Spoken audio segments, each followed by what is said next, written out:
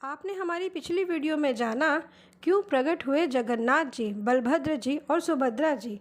अब आप इस वीडियो में जानोगे कौन है नीलमाधव, क्या है ब्रह्म पदार्थ और क्या संबंध है ब्रह्म पदार्थ और भगवान श्री कृष्ण जगन्नाथ जी में। बात उस समय की है जब भगवान श्री कृष्ण अपनी लीलाओं को विराम देने जा रहे थे। यदुवंश भी शाप के कारण समाप्त हो चुका था। बलराम जी महाराज योग द्वारा मृत्यु लोक छोड़ वैकुंठ जा चुके थे। भगवान श्री कृष्ण नियति के इंतजार में एक पेड़ के नीचे आंखें मूंदे लेटे थे। तभी वहां जरा नाम का शिकारी एक हिरण पर निशाना साधते हुए उसके पीछे भाग रहा था। जैसे ही जरा शिकार के लिए बाण चलाता है, वह बाण गलती से भगवान श्री कृष्ण के चरणों में लग जाता है। उस बाण से श्री कृष्ण के चरण प्राण घातक रूप से घायल हो जाते हैं। जब जरा भगवान श्री कृष्ण की ऐसी हालत देखता है तो वह उनसे क्षमा याचना करना शुरू कर देता है। तब भगवान श्री कृष्ण मुस्कुराते हुए कहते हैं कि यह सब तो नियति के अनुसार ही घटित हुआ है, इसलिए तुम शोक मत करो। मैं तो तुमसे प्रसन्न हूँ क्योंकि तुमने मेरा त्रेता युग का कर्म फल नष्ट कर दिया है। अर्थात भगवान उसे समझाते हुए बताते हैं कि त्रेता युग में तुम बाली थे और मैं श्री दशरथ नंदन श्री राम था। मैंने तुम्हें छिपकर धोखे से मारा था, इसी कर्म फल से मैं आज मुक्त हो गया हूँ। इसके बाद भगवान श्री कृष्ण अपनी देह त्याग देते हैं। उनके शरीर से एक प्रकाश पुंज निकलती है और भगवान श्री विष्णु के रूप में परिवर्तित हो जाती है।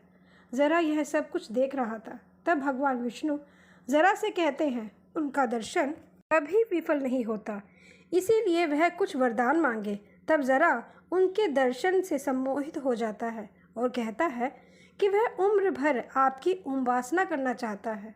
तब भगवान विष्णु वर देते हुए कहते हैं कि कलयुग के आरंभ में मैं नील माधव के रूप में प्रकट होऊंगा और तुम्हारा जन्म सबर जनजाति में होगा। सही समय आने पर तुम मुझे नील माधव के रूप में प्राप्त करोगे। मैं केवल तुम्हारे द्वारा और तुम्हारी जनजाति द्वारा ही पूजा जाऊंगा। तब भगवान विष्णु वर देकर अंतर ध्यान हो जाते हैं। इसके बाद जरा अग्नि समाधि ले लेता है और उसका जन्म सबर जनजाति में हो जाता है। तभी अर्जुन महाभारत के युद्ध में बचे यदुवंशियों को सुरक्षित स्थान पर पहुंचाकर वापस अपने प्रिय मित्र भगवान श्री कृष्ण के पास आता है। तब वह देखता है कि भगवान कृष्ण तो अपना शरीर त्याग चुके हैं। तब अर्जुन शोकाकुल होकर अपने प्रिय मित्र श्री कृष्ण का अंतिम संस्कार करता है। चिता की अग्नि में भगवान श्री कृष्ण का संपूर्ण शरीर जल जाता है, केवल उनके हृदय को छोड़कर। अर्जुन उनका हृदय बार बार अग्नि में समर्पित करता है, किंतु उनका हृदय जल नहीं पाता। थोड़ी देर में अर्जुन देखता है कि भगवान का हृदय एक नीलमणि में परिवर्तित हो जाता है। इस नीलमणि को पुराणों में नील माधव और इंद्रनीला के नाम से संबोधित किया गया है। इसी नीलमणि से अथाह प्रकाश निकलने लग जाता है, यहाँ तक कि अर्जुन भी उसे सह नहीं पाता। भी आकाशवाणी होती है, हे अर्जुन, यह अविनाशी ब्रह्म पदार्थ है जिसका कभी नाश नहीं होता। कलयुग के अंत में यह ब्रह्म तत्व मुझी में समाहित हो जाएगा। तुम इसे कपड़े में लपेटकर दंडकारण्य की नदी में प्रवाहित कर दो। अर्जुन ने ऐसा ही किया।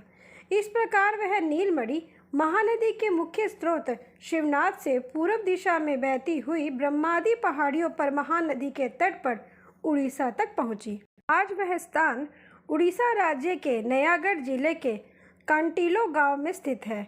इस जगह पर ही सबर जनजाति के मुखिया विश्ववसु, जो अपने पिछले जन्म में जरा नाम का शिकारी था, उसे वह नीलमणि वहां मिल जाती है। विश्वासु उस नीलमणि को श्री नीलमाधव के रूप में पूजते हैं।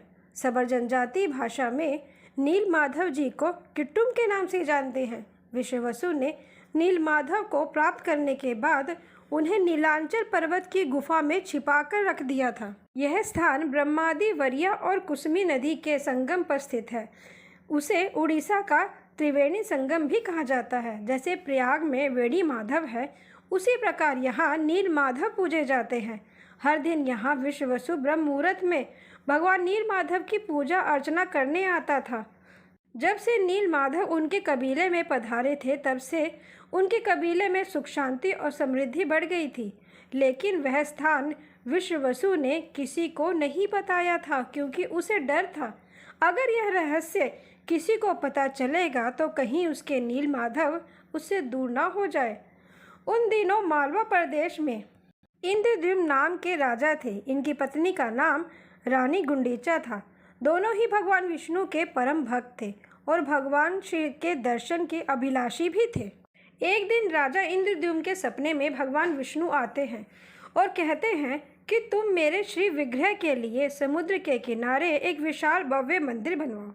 किंतु समुद्र तट पर मंदिर बनवाना इतना आसान नहीं था, इसीलिए निर्विघ्न मंदिर बनवाने के लिए राजा इंद्रद्युम्न ने भगवान हनुमान जी की उपासना की। हनुमान जी महाराज जी भी उनकी सहायता के लिए मान गए। मंदिर निर्माण के दौरान ही उनके राज्य में एक यात्री आता है जिसने राजा को सबर जनजाति के आराध्य श्री नीलमाधव की महिमा के बारे में बताता है। उन्होंने यह भी बताया कि श्री नीलमाधव का श्री विग्रह स्वयं प्रकट होकर जनजाति के मुखिया को दर्शन देते हैं, किंतु उन्होंने भगवान नीलमाधव को किस गुफा में छिपाया है यह अज्ञात है। अब राजा के मन में भगवान नीलमाधव के दर्शन की उत्कंठा हुई और यह भी इच्छा हुई कि भगवान नीलमाधव को इसी मंदिर में होना चाहिए। इसीलिए उसने कई गुप्तचर भगवान नीलमाधव की खोज में भेजे। आशा करते हैं आपको हमारी यह वीडियो पसंद आई होगी। आगे के भाग में हम जानेंगे क्या नीलमाधव राजा इंद्रद्युम्न को मिल जाएगा, क्या गुप्तचर उस स्थान को ढूंढ पाएंगे जहां भगवान नीलमाधव विराजमान हैं, कैसे प्रकट हुए जगन्नाथ जी। इस प्रश्न का उत्तर भी आपको आगे की वीडियो में ही मिलेगा।